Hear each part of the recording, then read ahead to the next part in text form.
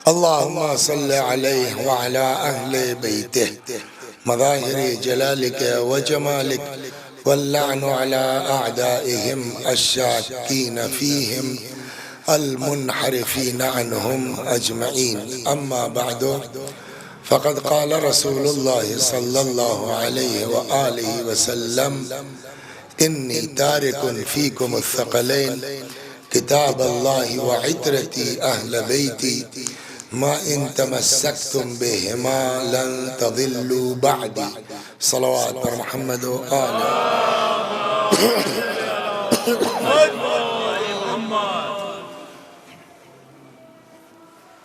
माह मुबारक रजब अज़मतों का महीना, बरकतों का महीना और इससे ज्यादा मुनासिबतें किसी और महीने में नहीं हुई।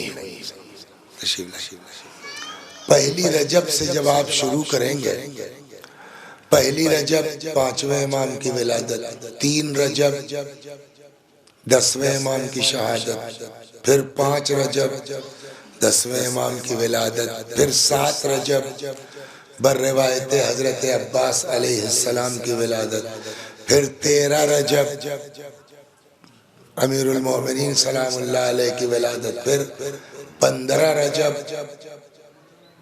जनाब ज़ैनब की शहादत, फिर 22 रजब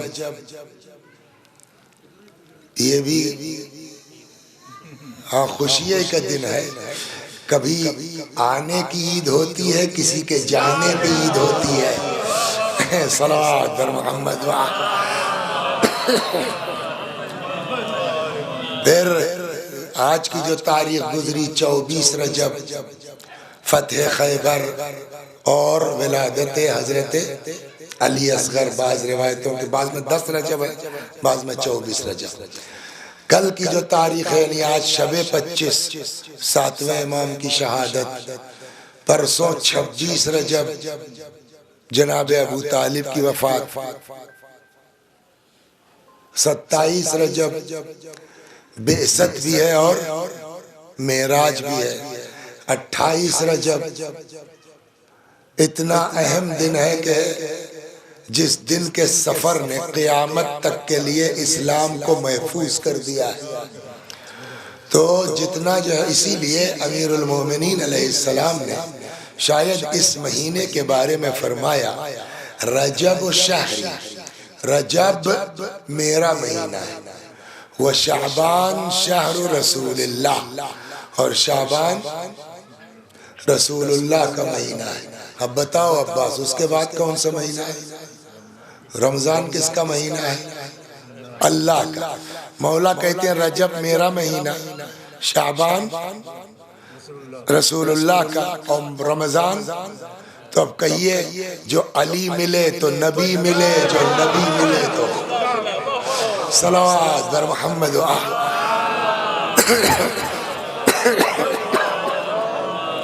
तो अब आज की जो तारीख गुजरी है 24, वो फतेह खैबर का दिन है, और अब जो कल आ रही है वो इमाम की शहादत का दिन है। दोनों को मिला के गुफ्तगू करने की कोशिश करता हूँ। एक सलवात बर मोहम्मद।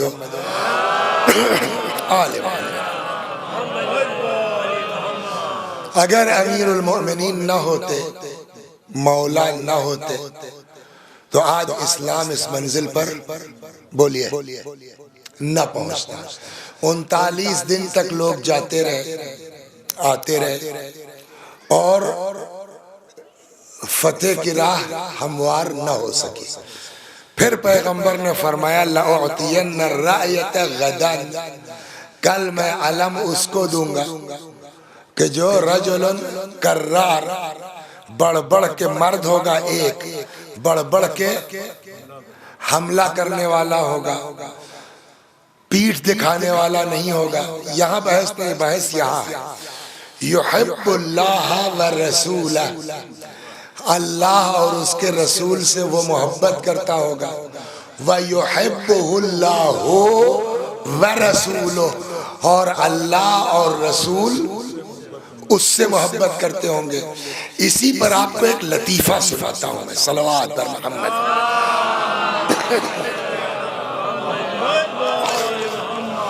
देखिए आदमी कितना भी अच्छा,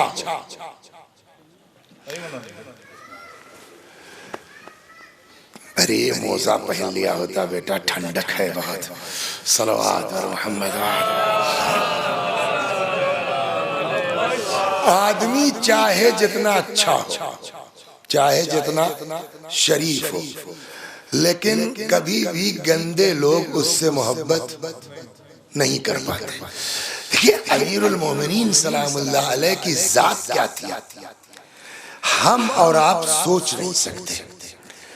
आप अगर तारीख पढ़िएगा तो अंदाजा होगा कि गदीर न हो तब भी, मन कुन तो मौला की हदीस न हो तब भी, कुल ला असअलुकुम अलैहि अजरन इल्लल मवद्दत फिल कुर्बा की आयत न हो तब भी, अतीउल्लाह व अतीउर रसूल व उलिल अम्र न हो तब भी, इन्नमा वलियुकुमुल्लाह व रसूलुहु न हो तब भी। आम आदमी की हैसियत से इस्लाम को अलग करके अमीरुल मोमिनीन का अमल ऐसा था, किरदार ऐसा था इन हदीसों से हटके कि जरा सा भी इंसान के अंदर शराफत है तो अली से मोहब्बत जरूर करेगा। मैं आपको सुना रहा हूं दो एक चीजें, उस पर फिर वो लतीफा आता है सलवात पर। आज खैबर के हिसाब से सलवात पर दो चीज मैं आपके मौला के बारे में सुनाता हूं, आपके क्या हमारे भी मौला के बारे में दो चीजें सुनाता हूं। आदमी एक जगह जो है इलेक्शन हुआ प्रधानी का, वो इत्तेफाक से ठो बेचारे शिया जीत गए, अल्लाह मग़फ़िरत करे। तो अब वो गांव में दो एक और भी बेचारे जो गरीब किस्म के थे, वहाँ कहने के प्रधान वाला पट्टा कह देते हो, घर बनवा लेते, गरीब थे बेचारे। तो प्रधान जी मरहूम ने कहा कि मजलिस, अब चूंकि शिया तो वही जबान होगी ना, मजलिस का तबर्रुक है क्या, सबको बांटते। फिर उसके बाद न वो जीते न उनका लड़का जीता, खड़े तो हुए। तो अगर कुछ करना है तो कौम के हमदर्द बनो, अल्लाह भी साथ देगा। ये चीज देखिए अमीरुल मोमिनीन ने क्या किया। आदमी प्रधान हो जाता है, जबान बदल जाती है ना। अच्छा खासा साथ में खेलते थे हमारे ये अफराज भाई जो है, हमारे दोस्तों में मसलन ये अब्बास भाई अच्छा खासा हमारे साथ गुल्ली डंडा खेलते थे। अफ्रीका चले गए, चाटो पैसा क्या हो गया कि समझे आप, 7 बजे से हम आए हैं, खबर नहीं। तो जब आदमी थोड़ा सा तरक्की कर जाता है ना तो मिजाज बदल जाता है। डीएम हो गए, टाइम लेना पड़ेगा, मिल नहीं सकते आप ऐसे, चाहे जितने जिगरी दोस्त हो। और एमपी एमएलए मिनिस्टर की तो बातें छोड़ो। हजरत अली अलैहिस्सलाम क्या थे, कूफे के प्रधान थे माज़अल्लाह, बोलिए एमपी एमएलए सभासद थे। पूरी दुनिया इस्लाम के इकलौते हाकिम का नाम है अली। आज ये अफ्रीका और आपके ये सिंध तक, इराक, ईरान, ये जितने इलाके हैं, ये सब के हाकिम का नाम अली। उसके बावजूद रिवायत कहती है, बकिया तो लोग काम करते ही रहे होंगे, इसके बावजूद मेरा मौला रात में शाम को टाइम निकालता खुद और अपने हाथ से जाके गरीबों में रोटियां बांटते थे। चलिए एक अच्छी बात, लेकिन अब जो सुनाने जा रहा हूं वो सुनिए। अपने हाथ से जाके रोटियां बांटते थे। इब्न मुलजिम लानतुल्लाह अलैह कूफे आया रमजान में मौला के कत्ल की नीयत से। शाम हो गई तो कूफे के बाहर ही जहां फकीर लोग रहते थे वहीं चला गया। किसी से कहने लगा कि यार नए आए हैं, कोई जान पहचान नहीं है, आज रात भर अपने यहाँ टिका लो, कल दिन में शहर में जाके अपना जुगाड़ कर लेंगे। तो उस फकीर ने कहा यार हम क्या टिका लें, हम तो खुद एक रोटी जो है वो सरकार से मिलती है वही खा के सो रहते हैं। अच्छा छोड़ो, शरीफ था बेचारा, कहला चाओ आधी तुम खा लेना आधी हम। हो गई बात। अब रोज की तरह मौला रोटी तकसीम करने के लिए चले। जैसे ही उस फकीर के करीब पहुंचे, इब्ने मुलजिम ने अपने को छुपा लिया। मौला गए, रोज एक रोटी देते थे, आज उस फकीर ने कहा साहेब रोज एक मिलती थी, आज दो क्यों? हजरत ने फरमाया आज तेरे यहाँ मेहमान ठहरा हुआ है। जिस मौला को बगैर देखे ये पता है कि तेरे घर मेहमान है, उसको ये भी पता है कि मेहमान की नीयत क्या है ना। लेकिन अब कहिए अली उस इमाम आदिल का नाम है कि कातिल भी आ जाए तो रात में भूखा नहीं सो सकता मेरे शहर। सलवात पर मोहम्मद।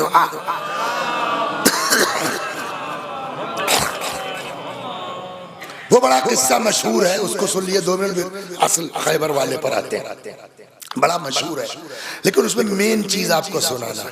जा रहे थे, अब वो एक घर से रोने की आवाज आई, सुना हुआ है, लेकिन आगे जो है उसके लिए मैं पूरा किस्सा सुना रहा। क्या बात?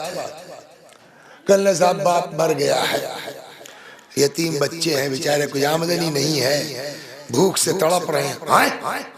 बैक हो पहले जो पढ़ा था तो हम ये समझते थे कि आटा उटा लेके गए होंगे। अब जो पढ़ा इस साल, तो उस जमाने के हिसाब से जरूरत की जितनी चीज हो सकती थी, तो आटा भी है, तो खजूर भी है, तो तेल भी है, जितने जरूरियात की। अब आप बताइए इतना इतना भी रखेंगे तो 40-50 किलो की तो बोरी हो जाएगी ना। उसमें किताब में लिखा नहीं कितना वजन था, लेकिन अपने अक्ल से हम आप सोच सकते हैं ना, 30-40-50 किलो की बोरी तो होगी। बगल में नौकर है, कौन? कब्बर। जब बोरी तैयार हो गई कि साहब लाइए, मौला ने कहा खबरदार मैं ले चलूंगा। ये कौन है? दुनिया इस्लाम के इकलौता हाकिम, अपनी पुश्त पे लादा लेके आए उस औरत के घर। तू पकाएगी, मैं बच्चे को बहला लो, बच्चों को, या मैं पका दूं तुम बच्चों को बहला लो। तो दोनों ही चीजें किताबों में है। तो मैं जिस किताब से पढ़ रहा हूँ तो यह हुआ कि नहीं साहब, माँ ज्यादा बेहतर तरीके से बच्चों को पलझा सकती है, समझा सकती है, तो ठीक है आप पका दीजिए। खलीफतुल मुस्लिमीन है। हम लोग जब कभी कभी जाते हैं अब्बास भाई, ट्रेन से उतरे तो लड़के आते हैं रिसीव करने, झटके में कभी कभी लड़के अटैचियां पकड़ना भूल जाते हैं। तो अंदर जानते हैं कितना खलता है यार, अजीब लौंडे हैं लोरपुर के, बताओ अटैची तक नहीं पकड़ा, होता है नहीं होता। और वो जो दुनिया का इमाम है, जो पूरी दुनिया इस्लाम का इकलौता हाकिम है, वो अपने पुश्त पर बोरी लाद के ले जा रहा है एक यतीम बच्चों के घर में, बेवा के घर में।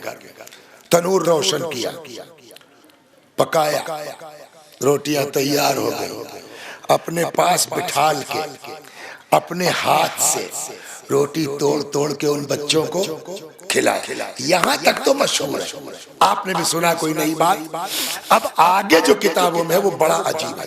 आदमी अपने नवासों पोतों के साथ नहीं कर सकता, ये बुढ़ौती में जो मौला ने किया है आम बच्चों के साथ।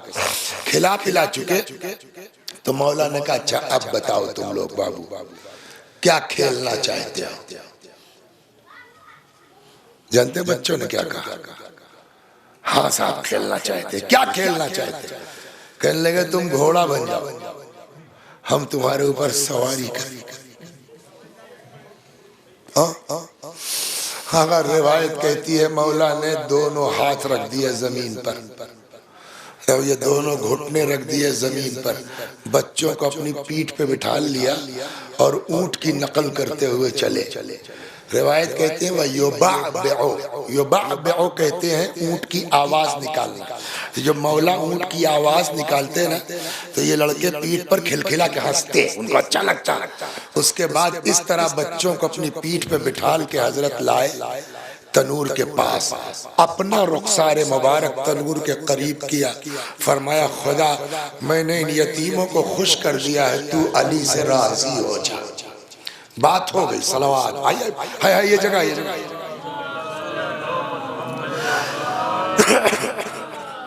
एक और सलावत पर मोहम्मद। बात खत्म हो गई, चले गए। कंबर को ये बड़ा, तो मुस्तकिल रहने वाले हैं साथ में, कंबर को बड़ा अजीब लगा। रास्ते में जब पहुंचे तो कहने लगे मौला आपने ऐसा काम किया, कभी आपको इस तरह का काम करते थे, अजीब लगेगा नहीं लगेगा? तो मौला ने जानते क्या जवाब दिया? हजरत ने फरमाया कंबर, बात यह है कि जब मैं उस घर में गया था तो बच्चों का भूख से उतरा हुआ चेहरा देखा था, मेरा दिल चाह रहा था कि भरे पेट के साथ इनको हंसता हुआ देखा, इसलिए मैंने ये हरकत की। अल्लाह, उस शख्सियत का नाम है अली। आप बताइए, इसको सुनने के बाद कोई भी शरीफ आदमी होगा, उसको इनसे मोहब्बत होगी कि नहीं होगी? गदीर हो या ना हो, मन कुन तो मौला हो ना हो, अली थे ऐसे कि उनसे मोहब्बत करनी चाहिए। सलावत बर मोहम्मद।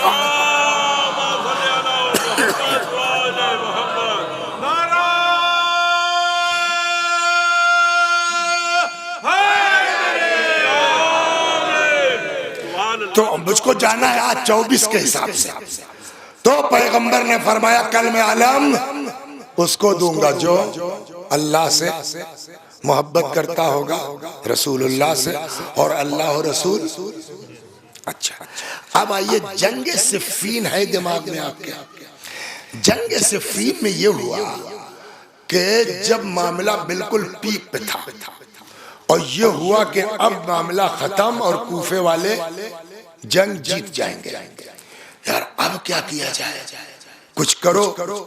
तो उसमें वही किया गया, दफ्ती वफ्ती जमा करके और उसमें नेजा खोस के शोर मचाया गया, साहब हमारे आपके बीच कुरान फैसला करेगा और जंग नहीं ला होगा। तो अब ये जो अपनी तरफ के बेवकूफ लोग थे ना, देखिए अली से मोहब्बत कीजिए मगर होशियारी के साथ, बेवकूफ आशिक नहीं चाहिए अहले बैत को। ये सब बेवकूफी वाला काम अभी सुनिए। तो ये सब जब बेवकूफ टाइप के, अरे बाप रे बाप, अरे अब कुरान के मुकाबले में कैसे लड़ाएं? मौला ने कहा फरेब है, धोखा है, झूठ है, मैं कुरान नातिक हूं। मगर इन बेवकूफों ने एक नहीं मानी मौला की, एक नहीं मानी मौला की। और उधर मेन मालिक के बारे में बताएं आपको, मालिक सलवात मोहम्मद।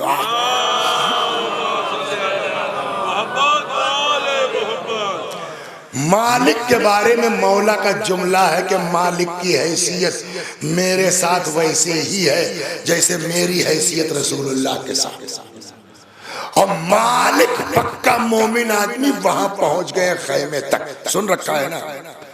इतना इधर इन सबों ने दबाव बना के जाओ भैया मालिक को बुला लो, मालिक बेचारे वापस आ गए। तय क्या हुआ कि एक आदमी इधर से एक आदमी उधर से, जो फैसला कर दे दोनों तरफ के लोग मान लेंगे। अमीरुल मोमिनीन इस पर राजी नहीं थे, लेकिन इतना अपने बेवकूफों ने दबाव बनाया। अच्छा ठीक है, तो एक काम करो, हमारी तरफ से मालिक जाएंगे। ये सब फिर घूम गए, करना मालिक नहीं। तब कौन? अबू मूसा अशअरी। इमाम ने कहा भैया वो बड़े मोमिन हैं, वो बड़े मुत्तकी हैं, वो बड़े। इमाम ने कहा वो नमाज रोजे काम नहीं, वहाँ अकल का काम है। मालिक झेल सकते हैं अमरे यास को, अबू मूसा नहीं झेल पाएंगे उसको। नहीं साहब, नहीं साहब। अब सब अबू मूसा चक्कर में पड़ गए। मौला लगा चा अबू मूसा गए। अब उधर से नंबर 1 420 में, इधर से ये मुसल्ले वाले आदमी, मुंह बनाया उसने, कहने लगा चचा, बुजुर्ग आदमी था, कहने लगा चचा कुल दुनिया में फसाद इस वक्त अली की वजह से और मुआविया की वजह से है। अच्छा उसने अपने वाले भी लगा लिया ना ताकि ज्यादा बुरा ना माने। तो एक काम न किया जाए, क्या कल ऐसा है कि हम मुआविया को हटाते हैं, आप अली को। ये कैसे होगा? फिर बनेगा कौन? आपके साहबजादे, उनसे अच्छी लियाकत के। ये घूम गए। यही मौला ने कहा था कि अमर असवा के मुकाबले में ये नहीं झेल पाएगा, मालिक चाहिए, मालिक। सलवात मोहम्मद।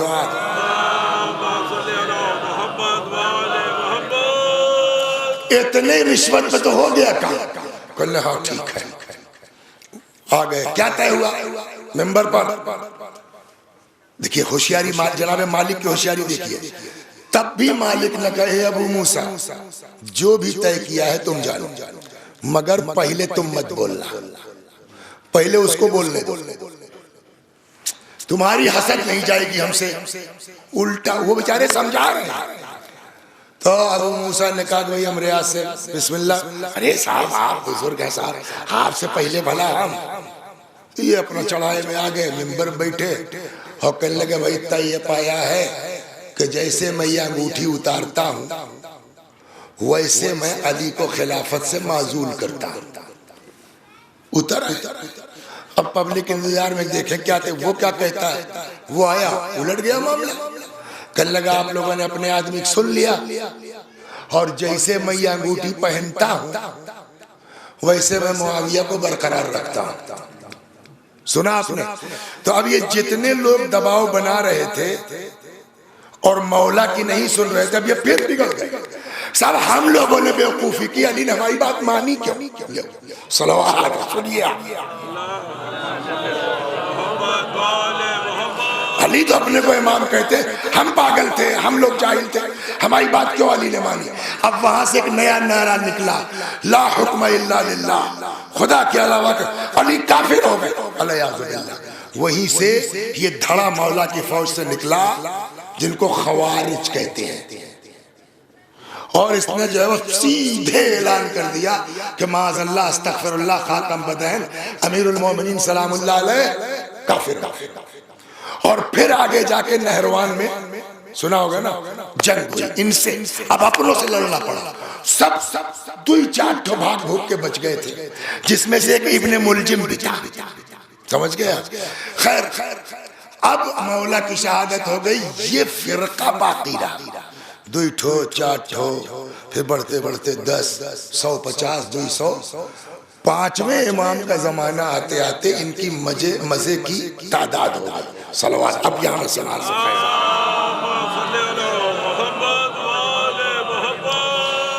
इनकी मजे की तादाद हो गई। उस जमाने में 5वें इमाम के जमाने में इन खारिजियों का जो सरदार था उसका नाम था अब्दुल्ला। जहां बैठे अली काफिर, अली बेदीन, अली उनका मजहब वही था। तो किसी एक ने कहा कि यार अब्दुल्ला तुम लोग इतना जो है वो अली अली काफिर काफिर चिल्लाते हो, कभी अली के बच्चों से बात की? किस्सा तुम तो थे नहीं सिफीन में, तुम तो थे नहीं नहरवान, सुना के बक रहे हो ना। तो कभी अली के औलाद से, क्या अली के औलाद में कोई पढ़ा लिखा है? तो तुम्हारी जहालत यहीं से साबित हो गई कि तुमको पता ही नहीं कि अली के औलाद में कैसे कैसे लोग हैं। आजकल कौन है? का मदीने में है इमाम मोहम्मद बाकर सलामुल्लाह अलैह। इसी रजब में हजरत की विलादत हुई है। चलो तब 100, 200, 500 तादाद नहीं बता पाऊंगा, अच्छे खासे लोगों को, अपने अनुयायियों को मदीने पहुंच गया। इमाम भी मूड में आ गया। ये जमाना वो था 5वें इमाम का, अभी आएगी बात। 5वें इमाम का और छठे इमाम का, खास करके 5वें इमाम में बनी उमैया खत्म हो रहे थे और इन पर हावी हो रहे थे कौन? बनी अब्बास। तो वो मामला चल रहा था। इधर इमाम को वक्त खूब मिला, खूब जो है दर्स वगैरह चले और अच्छा खासा मामला। इमाम को पता चला, इमाम ने जो है वो मोमिनीन से कहा सब लोग जितना हो सके सब लोग जमा हो जाओ मस्जिद नबवी में। तब इधर सारे शिया बैठ गए और इधर वो जो अब्दुल्ला इब्ने क्या नाम था, अनस या कुछ ऐसे ही था, वो आ गया अपने 100, 200, 400 पता नहीं कितने थे उनको सबको लेकर इमाम बैठ गए। अब इमाम ने कहा कि आप लोग जिसको जो रिवायत याद हो अली के बारे में वो सुनाओ। किसी ने कुछ सुनाया, किसी मौला चोला। आज पब्लिक में हो रही है। इमाम खाली बैठे हैं, वो खड़े हुए उन्होंने वो हदीस सुनाई, वो खड़े हुए उन्होंने एक हदीस सुनाई। तो ये जो अब्दुल्ला था वो कहने लगा भैया हमको हदीस मत सुनाओ, ये सारी हदीसें हमको पता है और ये सारी हदीसें सही है। जितनी फजीलत आप लोग सुना रहे हैं हम सब मानते हैं, लेकिन हमारा कहना है कि ये सब जंगे जमल सिफीन से पहले था। हम कहते हैं अली खराब हुए, माज़अल्लाह काफिर हुए कब? सिफीन के बाद। तब तक एक आदमी खड़ा हुआ, उसने ये वाली रिवायत सुना जो मैंने अभी पढ़ा खैबर वाली, कि कल अलम उसको दूंगा जो करार होगा गैर अल्लाह और रसूल उससे मोहब्बत करते होंगे। मेन यही है यार, हम कह चुके कि हम सब मानते हैं, ये भी हदीस सही है, हम ये भी मानते हैं। बेशक रसूलुल्लाह ने फरमाया, बेशक अली के जरिए खैबर फतह हुआ। हमारा कहना है कि अली सिफीन के बाद काफिर हुए। ये हदीस तो हम मानते हैं तुम्हारी। अच्छा आज मामला जानते कहाँ फंसा? कोई कुछ सुना दे, हाँ ठीक है, सिफीन के बाद गड़बड़ हुए। सिफीन के बाद कितने दिन थे ही मौला, उसके बाद तो रमजान आते आते शहीद हो गए। सिफीन के बाद गड़बड़ हुए, तब इमामत इसका नाम है।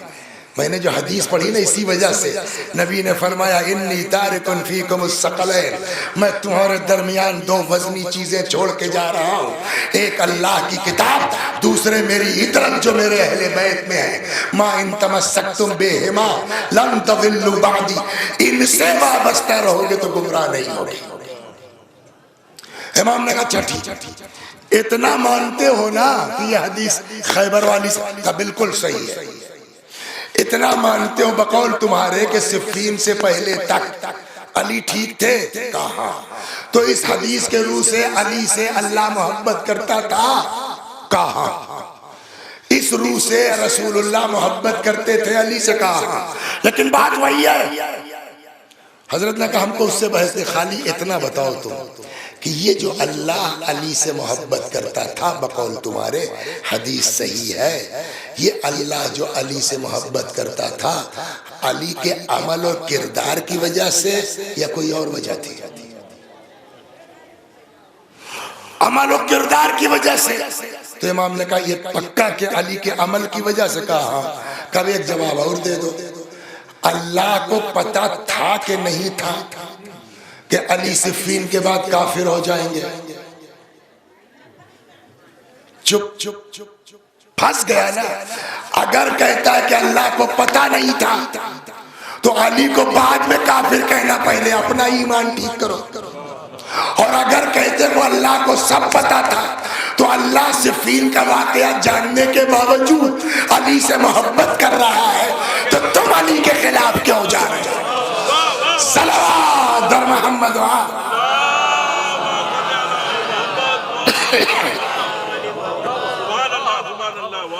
ये अहले बैत वो है। अब समझे नबी ने क्यों फरमाया इन्नी तारिकुन फीकुमुस सकलैन, मैं तुम्हारे दरमियान आ गए। 40वां दिन आ गया। पैगंबर ने अलम बोलिए मौला को दे दिया, चले। कब तक लड़ूंगा? जब तक बोलिए फतह ना हो जाए। बस एक नुक्ता सुन लीजिए और उसके बाद तमाम गए। तो दरे खैबर का वजन क्या था? मशहूर यह है कि 40 आदमी खोलते और बंद करते थे दरवाजे। मैंने जिस किताब में पढ़ा उसमें लिखा है कि 18 आदमी एक पट को, 2 पट था ना, एक पट को 18 आदमी रस्सा लगा के खींचते थे, तब खुलता और बंद होता था। तो 18 दूनी 36, तो वही 40 हो गया। हमारी अपनी किताब की बात नहीं, जनाब मुहद्दिस देहलवी वो लिखते हैं कि दरे खैबर का वजन 320 कुंटल। कितना हुआ? बोलिए 300। चलिए दोनों का मिला के अगर मान लें तो कितना था दरे खैबर का वजन? 320 कुंटल, यानी 32 टन। जितने हम लोग हैं मिला के हिला पाएंगे? मौला ने क्या किया वहां पहुंच के? बस बात खत्म। बोलिए 2 उंगलियों पर। उसके बाद क्या हुआ? हाथ। उसके बाद क्या हुआ? पुल बन गया, है ना? हम लोग जब छोटे छोटे थे बचपने में, पता नहीं आजमगढ़ कभी गए हो? बस अड्डे, बस अड्डे के बगल में एक होटल है, वो हमारे गांव का ही है। उसमें एक नाटा सा बैठता है वहाँ, पता नहीं आजकल है कि नहीं। तो छोटे छोटे जो हम लोग थे, वो किसी गांव का है, उसका नानियाल था। तो वो आता था साथ, तो अपने पैर में बांस बांध लेता था। बचपन में देखा होगा आप लोगों ने भी, ऐसे लोग होते थे। वो बांस बांध करके चलता था, तो लड़के पीछे पीछे, हम लोग, कोई नीचे देखता था, बोलिए, हर आदमी ऊपर देखता था। क्यों? इसलिए कि हमारे बस की बात नहीं है, और जब बस की बात नहीं होती तो आदमी ऐसे देखता। ये अकली बात है ना। 320 कुंटल हिला नहीं सकता कोई, और अली ने उसको हाथ पे ले लिया। अब किसी की निगाह अली के पैर पे जा ही नहीं रही है, सब तो हथुए। अब देखिए, किताब में वीडियो नहीं बना है, लेकिन हर आदमी मुतालिया करके तसव्वुर तो कर सकता है ना। तब तक या रसूल अल्लाह अली को देखो, या रसूल अल्लाह अली को। तो पैगंबर ने फरमाया, हमें हाथ क्या देख रहे हो, पैर देखो। सलावत, हमें बस खत्म किया है। हमें हाथ क्या देख रहे हो, बोलिए। अब जो देखा तो पैर कहाँ था अब्बास भाई? बस इसको यही छोड़ दीजिए। अब आइए, नहजुल बलागा में अमीरुल मोमिनीन का अपने बारे में एक फिक्रा है, नज़्ज़लूनी अनिर रुबूबिय्या, मुझको अल्लाह मत कहो, मुझको, मैं अल्लाह नहीं हूं। वर्फ़उ अन्नी हुदूदल बशरिय्या, मगर मुझको बशरियत के हुदूद में भी महदूद मत करो। मतलब क्या हुआ? न मैं तुम्हारे जैसा इंसान हूं, न मैं अल्लाह। तब है क्या? सलवात बर मोहम्मद। सवाल होगा नहीं? अशरफुल मखलूकात कौन है?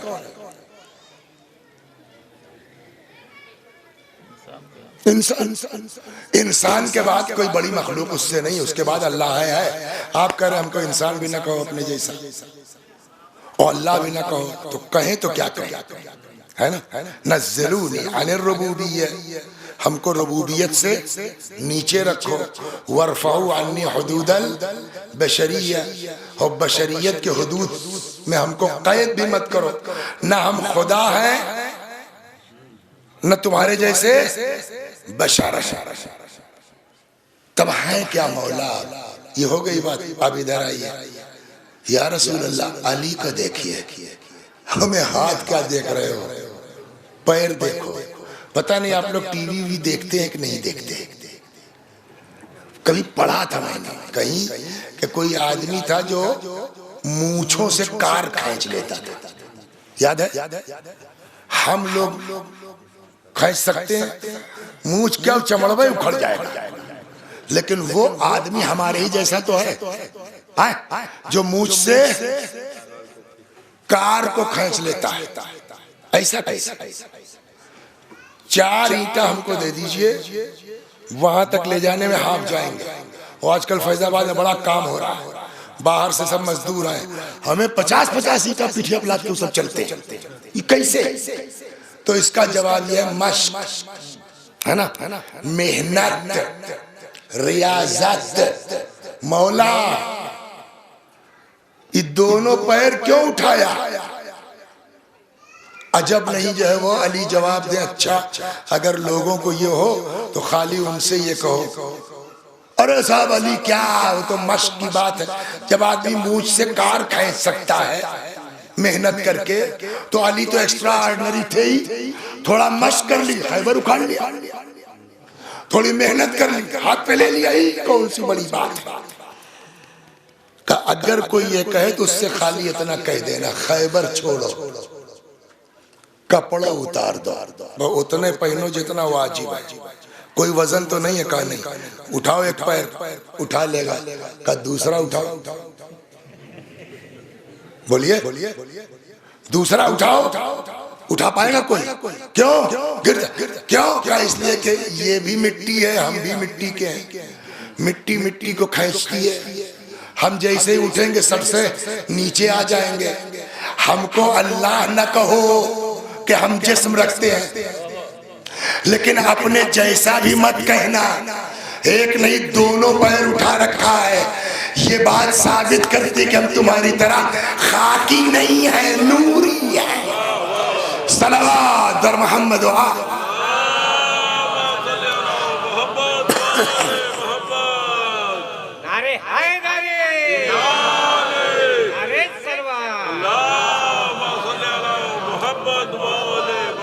सही बात तो यही। बहुत ज्यादा वक्त आपका न ले, आज की मजलिस पे आ जाए तो 24 तारीख थी तो हमने कहा बहुत दिन हुआ पढ़े, लाओ पढ़ लिया जाए। वरना सही बात यह है कि जो पैगंबर ने फरमाया ना, अली तुमको या खुदा ने पहचाना या मैंने पहचाना, कोई उनकी जात को पहचान ही नहीं सकता, कोई उनकी हकीकत तक, बोलिए उनको तो छोड़िए, उनके बारे में जो हदीसें हैं वो नहीं समझ सकते हम। फैजाबाद बस से कभी आए गए हो? आजकल की बात नहीं, 10 साल पहले तो वहां किताब बेचते थे बस स्टेशन वहां फैजाबाद के। तो वो स्टेशन पर आते थे बस में, ऐसे ऐसे बसिया ठोके, अभी आपके बस के चलने में थोड़ा विलंब है, कुछ प्रचार सुनते चलिए। अब वो किताब हाथ में लिए, वो कौन सा गांव है जहां बकरा दूध देता है? शायद अकबरपुर में कोई गांव था, वो बताया उसने। वो कौन सा मुल्क है जहां कपड़े पे अखबार निकलता है?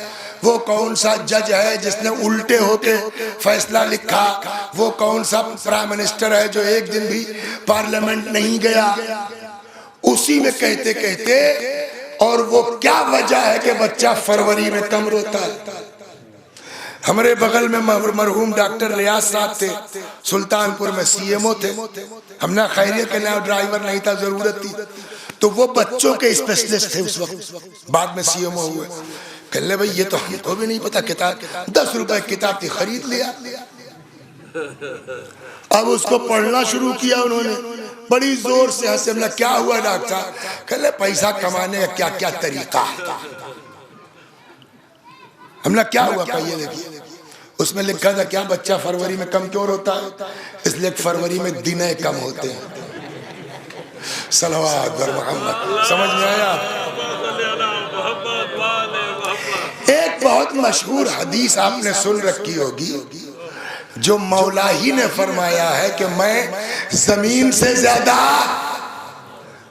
आसमान के रास्तों को जानता हूं। इसका उल्टा क्या हुआ अफराज भाई? जमीन का कम जानता हूं। है हिम्मत किसी में कहने की मौला भाई तू लोग सैयद हो कह लो। हमारी तो हिम्मत नहीं है कि हम कुछ कहें मौला कम ज्यादा जानते हैं, मगर ये मौला की हदीस है, मैं जमीन से ज्यादा। मसला अली का नहीं है कि कम जानते हैं कि ज्यादा। जैसे बच्चा जितना फरवरी में रोता उतना ही मार्च में रोता है, उतना ही अप्रैल में। मार्च में 31 दिन है तो 31 दिन रोएगा, फरवरी में 28 दिन है तो 28 दिन रोएगा, अप्रैल में 30 दिन है तो 30 दिन रोएगा। बच्चा कम ज्यादा नहीं रोता, महीनों के दिन कम ज्यादा है। अली कम ज्यादा नहीं जानते, जमीन के रास्ते कम हैं, आसमान के रास्ते।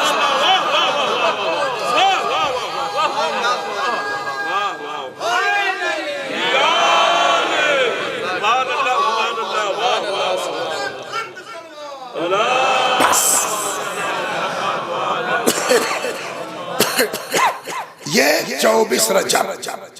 उसके बाद अब जो बैठे हैं आपको किस मुनासिबत से बोलिए? 25 रजब की शब 25 रजब हमारे और आपके 7वें इमाम काज़िम सलामुल्लाह अलैह। एक चीज हम आपकी खिदमत में अर्ज करें, अली असगर अलैहिस्सलाम के अलकाब में एक लक़ब है बाबुल हवाइज। आज उनकी भी विलादत की तारीख है, और हजरत अब्बास को कहा जाता है बाबुल। लेकिन इमामों में, अच्छा ये बताइए क्या नाम है चाचा आपका? सफर अली साहब। अगर मौला के वसीले से दुआ मांगे तो कबूल नहीं होगी?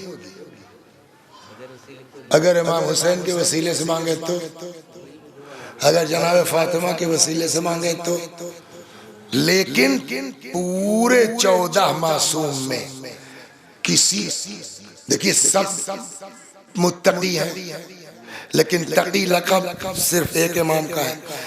जितने इमाम हैं सब हमारे मौला और अमीर और हाकिम हैं, लेकिन अमीरुल मोमिनीन आप किसी को नहीं कह सकते।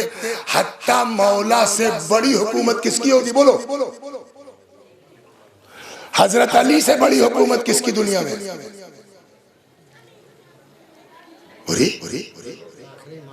हाँ, इमाम ज़माना अज्जलल्लाहु ताला फरजहु शरीफ, उनसे बड़ी सरकार तो दुनिया में किसी की नहीं होगी ना। हत्ता इमाम ज़माना को भी हम आप अमीरुल मोमिनीन नहीं कह सकते, मखसूस है। इमाम हुसैन सैयदुल शुहदा, मौला को अमीरुल मोमिनीन, सब गुस्सा पी जाने वाले हैं, सब गुस्सा। ऐसा ऐसा सोच नहीं सकता। एक दिन चौथे इमाम के यहाँ दावत, सुनिए बड़ा मजेदार, चौथे इमाम के यहाँ दावत, कुछ लोग मेहमान आए थे। इंदहुम क्या कानून इंदहु कौमुन अदियाफ, कुछ मेहमान आए थे। तो एक नौकर बेचारा हड़बड़ में पतीला छोटा वाला, समझे आप, वो हड़बड़ में तनूर से उठा के गरम गरम के चक्कर में लेके दौड़ा। छोटा सा बच्चा इमाम सज्जाद अलैहिस्सलाम का टकरा गया, वो पूरा सलनवा उसके ऊपर खौलता पलट गया इमाम सज्जाद के लड़के पर, और वहीं मर गया बच्चा। वक़त तहय्यर गुलाम, गुलाम की हालत खराब। अरे बाप रे, अब क्या होगा? कितनो शरीफ आदमी होगा, इतना तो कहेगा ना, देख के नहीं चल सकते, अंधे हो, कौन सी ऐसी आफत, कुछ तो बोलेगा ना। वक़त तहय्यर गुलाम, गुलाम की हालत खराब। तब तक इमाम आए, क्या हुआ? इमाम ने कहा कि तेरी गलती नहीं है, जा जा राह खुदा में तू आजाद है। तो इमाम सज्जाद का हाल ये है, गुस्से पीने में। लेकिन काजिम किसका लक़ब है? तो इसका अलक़ाब मखसूस है। वैसे ही बाबुल हवाइज, हाजतें सबके जरिए कबूल हो सकती है, लेकिन पूरे 14 मासूम में अगर किसी को बाबुल हवाइज का लक़ब दिया गया तो किसको? इमाम काज़िम अलैहिस्सलाम को। लिहाजा अब आमादा हो जाइए आप लोग। मुझे नहीं मालूम किसकी क्या हाजत है, किसकी क्या तमन्ना है, किसकी क्या आरज़ू है। कोई बेचारा औलाद के लिए परेशान है, कोई औलाद की पढ़ाई के लिए परेशान है, कोई बच्चों की तालीम के लिए परेशान है, कोई रोज़ी के लिए परेशान है। मैं कहूँगा मौला आज आपकी शब शहादत है और ये सब चाहने वाले आपके मोहब्बत में आए हैं। या बाबल हवाइज, मर्द औरत जितने आए हैं मौला, आज किसी को खाली हाथ वापस। बगदादी का किस्सा है बाबुल हवाइज, हाँ बगदादी का किस्सा है।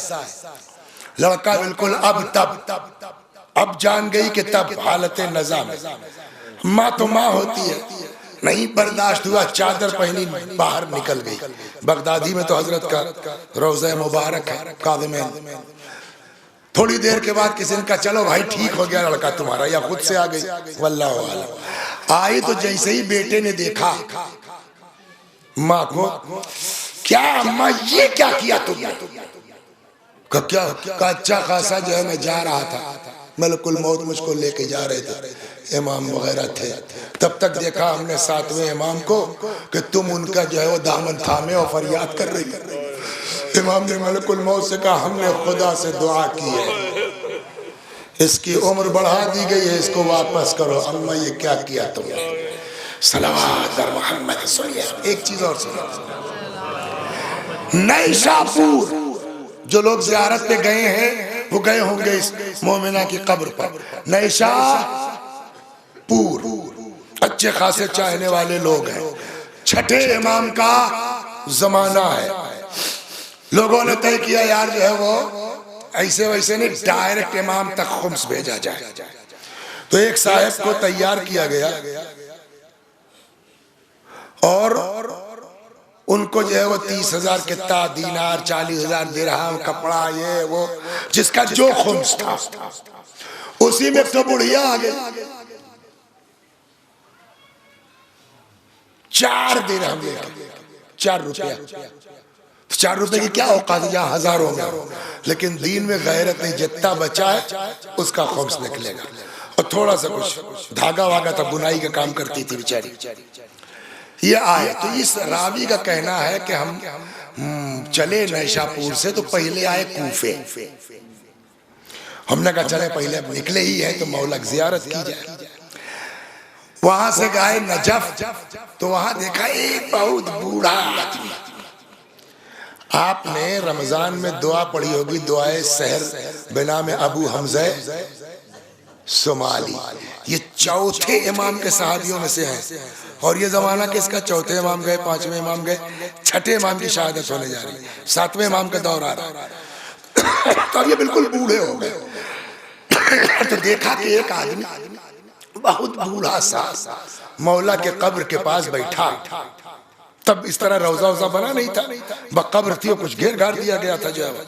तो वहां लोगों को दीन बता रहा है, मजहब बता रहा है। तो हम चले गए, शक्ल वकल देखे, बड़े कहाँ से आ रहे हो साहब, नैशापुर से आ रहे हैं। क्या नाम है साहब, नाम बताया। तो जब मालूम है कि ये भी शियत, अच्छा हो बैठो बैठो। तब तक जो है वो अबू हमज़ा सोमाली ने कहा कि क्या जो मैं देख रहा हूँ तुम लोग भी देख रहे हो? लोगों ने कहा हाँ साहब हाँ। वो आ रहा है आदमी ऊंट पे सवार आया, बैठ गया। कहाँ से आ रहे हो? कहा साहब मदीने से। क्या खबर लाए हो? तो उसने कहा इमाम जाफर सादिक अलैहिस्सलाम की शहादत हो गई। तो अबू हमज़ा सोमाली ने कहा तो किसी के नाम वसीयत करके गए हैं? कहा 3 लोगों के नाम। क्या कौन का? एक तो हाकिम के नाम वसीयत है, एक अब्दुल्ला के नाम वसीयत है, और एक मूसा इब्न जाफर के नाम वसीयत है।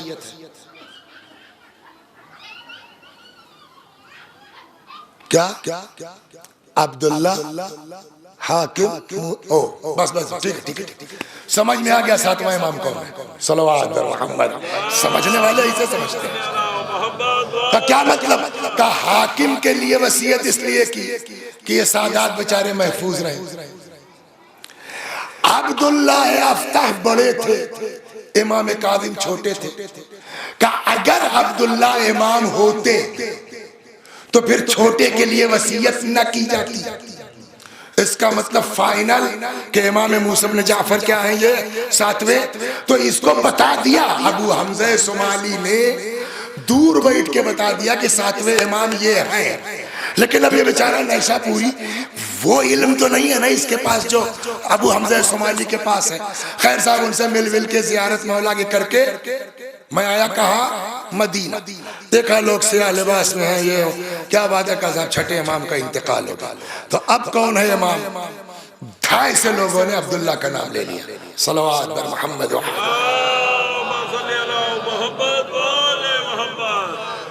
ये 7वां इमाम कौन का? अब्दुल्ला। अब्दुल्ला अफ्ताह से मशहूर है। ये 6ठे इमाम के बेटे और इमाम कादिम अलैहिस्सलाम के बड़े भाई। एक बड़े भाई और थे, उनका भी किस्सा भी लंबा खींच दिया हमने, खैबर वाला, गलती हो गई। सल्लल्लाहु अलैहि मोहम्मद।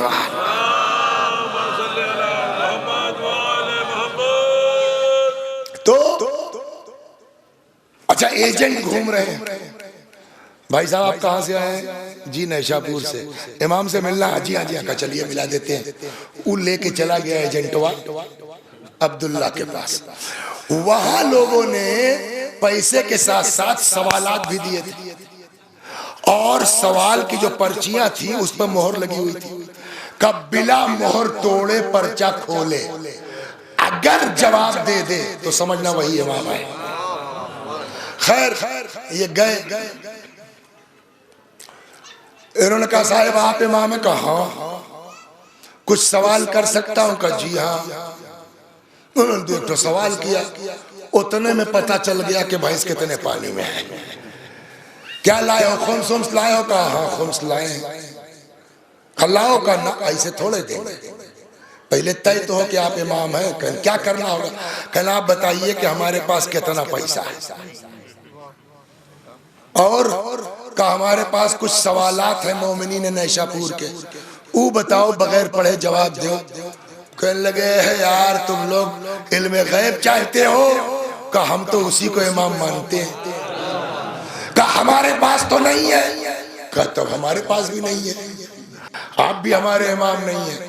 मैं वहां से निकला, हमने कहा भैया दूसरे का पैसा है, ले चलो सबका वापस करो, अब क्या करे, कहाँ फेंक दे।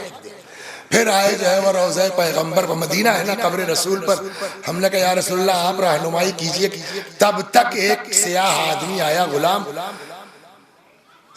तुम्हारा ये नाम है? रास्ते में पढ़ा मगर शुगर से भूल जाता हूँ। हाँ बोलिए। अजीब मौला, अपने मौला की बात पर लब्बैक कहो। कौन? मूसा इब्न जाफर। मैंने कहा पहली पहचान, इसको क्या पता कि मेरा नाम ये है। मैं गया, कहने लगे साहब जैसे जो है वो दरवाजे से एक कदम रखा था और अभी इस दहलीज के बाद अंदर कमरा था, तब तक अंदर से नाम लेके इमाम की आवाज आई, चले आओ। मैंने कहा ये दूसरी निशानी। गए, सामने बैठ गए। हजरत ने पूछा सब इधर उधर की बात, फिर अपना वो तोशक उठाया जिस पर बैठे थे, लिफाफा निकाला, का ये लो सवालों के जवाब। अब ये कहता अब तो भाई एकदम पक्का कंफर्म हो गया ना। तो हमने कहा साहब ये मोमिनीन ने खुम्स कर ले जा, हमको इनका पैसा नहीं चाहिए। जी क्यों? कहा इसलिए कि तुम उधर से इधर आए हो, मेरे वालिद के इंतकाल के बाद नैशापुर वाले अब्दुल्ला को इमाम मानने लगे, मुझको इमाम नहीं मानते, तो मैं उनका पैसा लेके क्या करूंगा खुम्स का, ले जाओ वापस। अब ये बेचारे सरकार, अरे रुको, कुल थोड़े वापस, बुढ़िया वाला पैसा निकालो, सलावत बर मोहम्मद। अभी आगे सुनिए, जाइएगा काफिले वाले से कहिएगा कि हमको शतीता की कब्र पे ले चलो। 4 दिरहम निकाला। कुरान में एक आयत है, तर्जुमा कीजिए, मन जाअ बिल हसनति फलहु अश्रु अमसालिहा। क्या मतलब हुआ? जो एक नेकी लेके आएगा उसको 10 गुना। तो अगर 4 रुपया किसी ने दिया कितना हुआ? 40, है ना। तो अब 4 रुपया खुम्स का निकाला।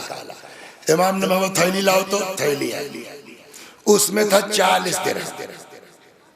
इमाम ने फरमाया कि इसको ले जाओ शतीता को दे देना, 24 दिन वो जिंदा रहेगी। उससे कह देना कि इसमें जो है वो 24 रुपया अपने ऊपर खर्च करेगी और बकिया रख देंगी जो है वो 16-18, कितना बचा है? 16। वो अपने कफन वफन में इस्तेमाल करेंगे। ठीक, धागा वागा दिया था, का रुक जाओ, वो ले आओ तो मेरा वाला कफन लाओ। हम आप क्या मोहब्बत करेंगे जैसी वो मोहब्बत करते हैं।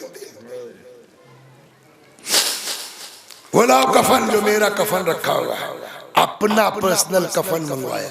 कहीं ले जाके शतीता को, उस मोमिना को दे देना और कह देना कि इसका धागा मेरी माँ जद्दे माजिदा जनाबे फातिमा के बाग का है और इसको तैयार बुनाई खुद की है मेरी बहन ने। और सुनो,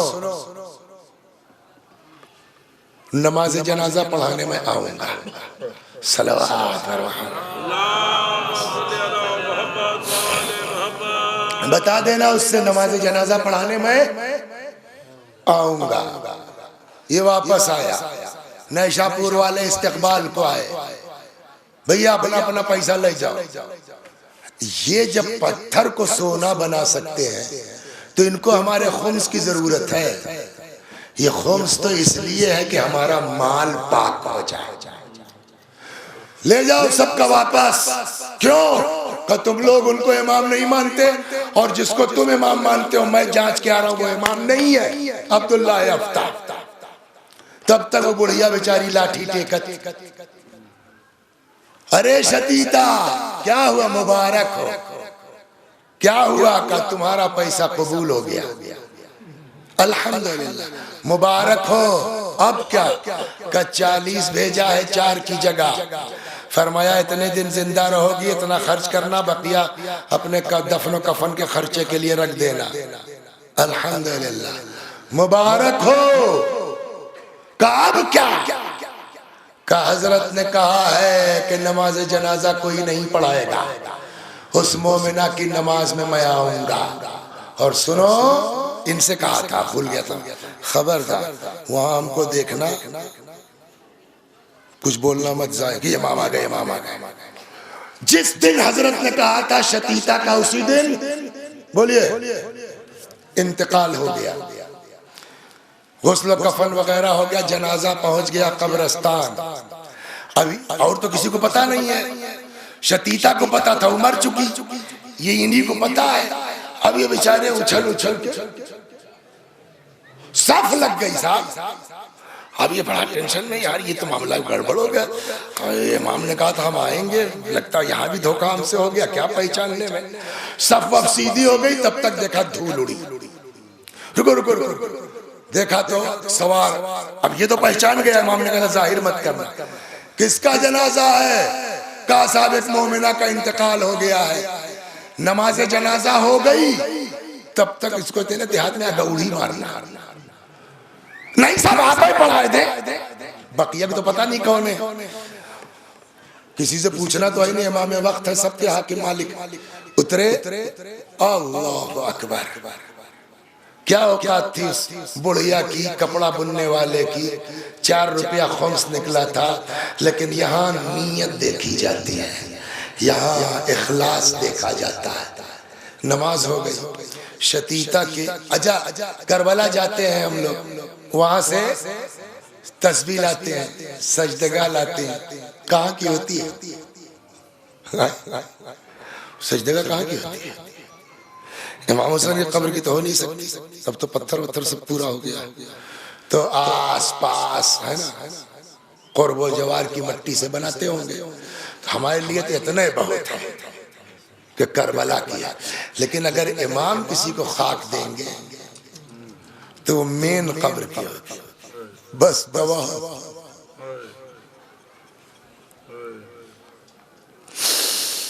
जैसे उस मोमिना को कब्र में उतारा गया,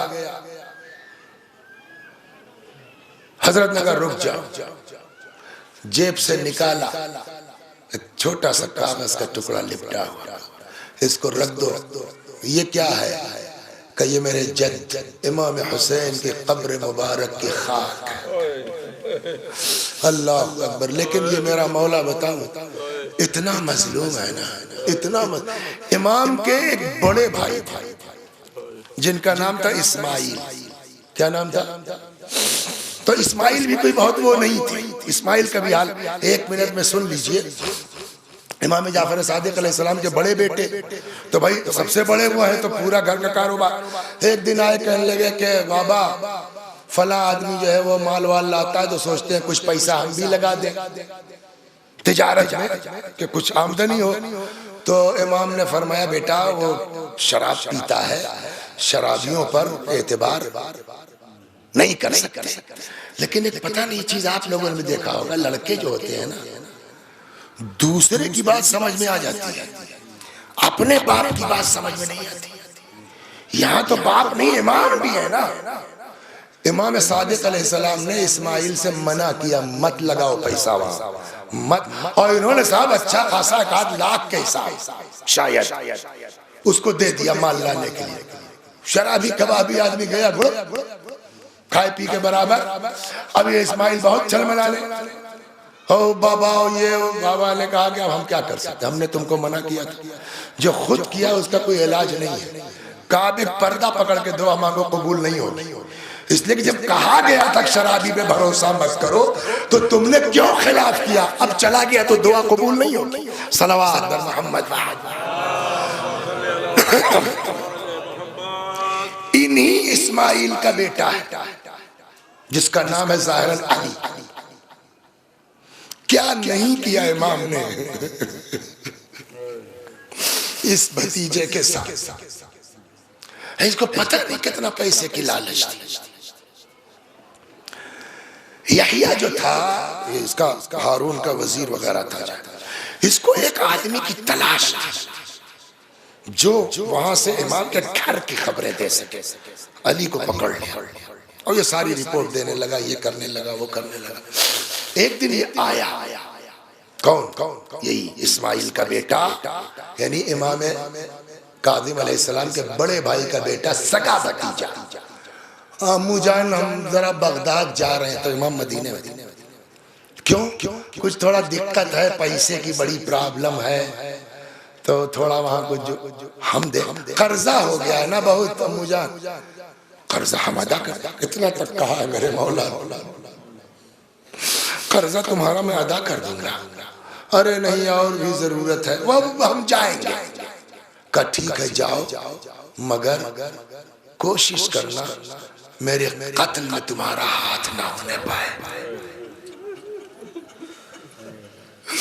इमाम को पता था ये जाके वहां क्या करेगा। उसके बावजूद, अभी कल ही पढ़ रहे थे, 300 या कुछ तक दिरहम, उसके बावजूद इमाम ने दिया। कच्चा ये रख लो सफर खर्च के तौर पर। और उसके बावजूद इस मलऊन ने जाके वहां अपने घर का सगा भतीजा,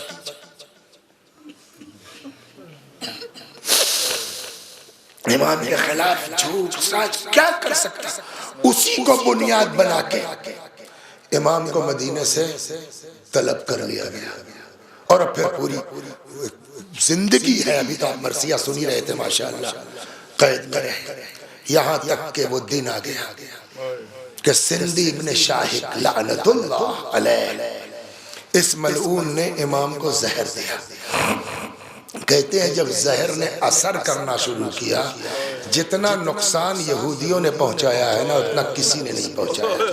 ये सिंधी भी जो है, वो यहूदी सिंधी बिन शाहिक जो दरबान था इमाम सलामुल्लाह अलैह, जब इसने जहर दे दिया और जहर ने असर करना शुरू किया, तो इसने क्या किया साहब, बढ़िया बढ़िया कपड़ा वगैरह खूब इमाम को पहनाया उसी कैद खाने में।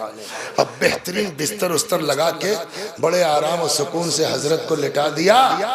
और जो बगदाद के मेन शिया लोग थे, उनके पास पैगाम कहलवाया, आओ अपने इमाम को देख लो, तबीयत खराब है, अगर कल को इंतकाल हो गया तो मुझ पर मत इल्जाम लगाना कि मैंने कुछ कर दिया है। देख लो कितने इत्मीनान से, कितने आराम से रखे हो।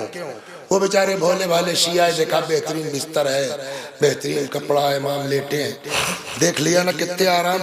देखो कोई तकलीफ इनको यहाँ हम लोग नहीं दे रहे, कोई वो सियासी प्रॉब्लम्स है जिसकी वजह से इनको यहाँ रखना मजबूरी है, वरना इनको कोई सहमत थोड़ी है। ये रसूलुल्लाह की औलाद है, आप देख रहे हैं मक्कारी। हाँ ठीक।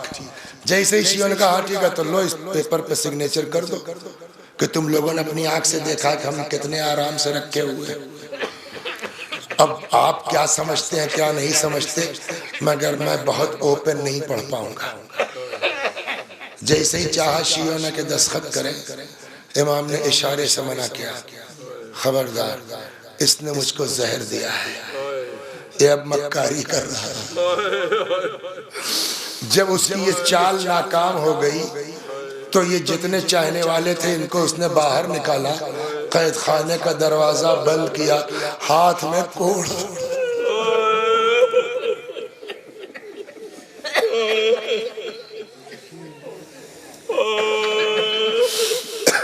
हाथ में कोड़ा लिया। इनको निकाल तो दिया गया था, लेकिन ये लोग गए नहीं, वही कैद खाने के दीवार से कान लगा के खड़े हो गए। कोड़ों की आवाज आती थी, मेरे मौला के कराहने की आवाज आती थी। उसी में कोई कहता है कि बस इतना हुआ कि अचानक इमाम के मुंह से निकला, कितनी तकलीफ हुई होगी कि हजरत ने फरमाया, खुदा अब मुझको इस दुनिया से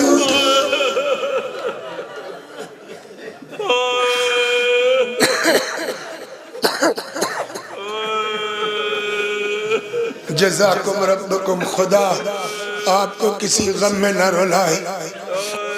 मैं एक जुमला जरूर कहूंगा, जब इमाम हसन अलैहिस्सलाम को जहर दिया गया, और सुना होगा ना आपने, इमाम हसन के जिगर के टुकड़े निकले, तो इमाम हुसैन आए बगल में, और जब भाई की यह हालत देखी तो इमाम हुसैन अलैहिस्सलाम ने रोना शुरू किया। तो इमाम हसन अपना गम भूल के कहते, भैया क्या बात, रो क्यों रहे हो? तो इमाम हुसैन ने कहा आपको देख के गिरिया नहीं होगा, ये हालत है। तब इमाम हसन ने कहा था वलाकिन ला यौमक यौमक या अबा अब्दिल्लाह, ए हुसैन मगर तुम्हारी करबला से बढ़ के कुछ नहीं है। सारे इमाम हमारे मजलूम हैं, लेकिन जो इमाम हुसैन के साथ किया गया वो किसी के साथ नहीं। आप सोच सकते हैं ना, सर जुदा कर दिया गया। अभी वापस आता हूं, इमाम हुसैन का सर काट लिया ना, तो अब तो मार चुके हैं, हाँ अब तो शहीद कर चुके, अब तो सर अलग कर दिया, अब तो बस करो। लेकिन जानते इस मलऊन इब्ने साद ने क्या कहा? जो लोग हुसैन के जिस्म पर घोड़े दौड़ाना चाहते हैं, अपने घोड़ों को एड़ लगा के आगे है। हाँ, किताबों में मिलता है 10 ज़िनाज़ादे अपने घोड़ों को एड़ लगा के आगे आए। 10 घोड़े इमाम हुसैन के जिस्म मुबारक को पामाल कर रहे हैं। मैं कहूँगा मौला या इमाम काज़िम, आपको परदेश में जहर दिया गया, परदेश में आप शहीद हुए, बल्कि रिवायत तो यहाँ तक कहती है कि लाके बगदाद के पुल पे इमाम का जनाजा रख दिया गया।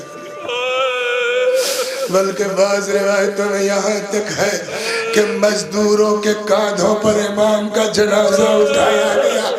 मौला ये देखिए, आज ये मोमिनीन आपके ताबूत का एहतमाम किए हुए हैं, यानी ये कहना चाहते मौला काश हम उस ज़माने में